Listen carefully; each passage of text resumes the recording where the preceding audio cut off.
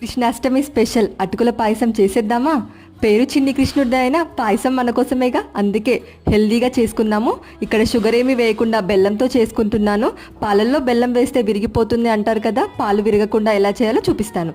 ఇక్కడ 1 కప్పు బెల్లం వేసుకొని 1/2 కప్పు వాటర్ వేసి బెల్లాన్ని కరిగించుకోండి. అలాగే సైమల్టేనియస్గా 1/2 లీటర్ పాలు కూడా కాగబెట్టుకోండి. ఇప్పుడు ప్యాన్లో 1 టేబుల్ స్పూన్ నెయ్యి వేసుకొని డ్రై ఫ్రూట్స్ వేసి ఫ్రై చేసి పక్కన పెట్టండి. ఇప్పుడు అదే ప్యాన్లో 1 కప్ అటుకులు, మందంగా ఉండే అటుకులు తీసుకోవాలి. ఇలా క్రిస్పీగా అయ్యేంత వరకు ఫ్రై చేసుకోవాలి. చూడండి, పాలు ఒక పొంగు రాగానే మనం ముందుగానే కాగబెట్టుకున్నాం కదా, ఇప్పుడు ఈ ఫ్రై అయిన అటుకుల్లో ఈ పాలు వేసి కలుపుతూ ఉడికించుకోవాలి. ఇందులోనే ఫ్లేవర్ కోసం 1 టేబుల్ స్పూన్ ఇలాచీ పౌడర్ వేయండి. అటుకులు ఉడికిన తర్వాత ఫ్లేమ్ ఆఫ్ చేసేయండి. అటుకుల పాయసం కాస్త చల్లబడిన తర్వాత ముందుగానే ప్రిపేర్ చేసుకున్న ఈ జాగరీ సిరప్ ఇందులో వేసేసుకుంటే పాలు ఏమీ విరగవు.